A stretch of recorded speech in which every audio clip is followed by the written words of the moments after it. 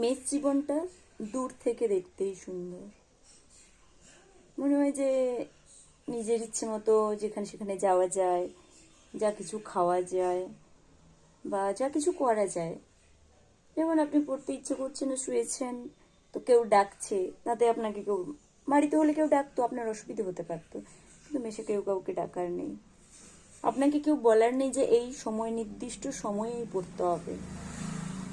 কিন্তু সমস্যা একটা জায়গায় গিয়ে দাঁড়ায়, এই যে 2:45 বাজে, এখন আমাদের কারো রান্না হয়নি।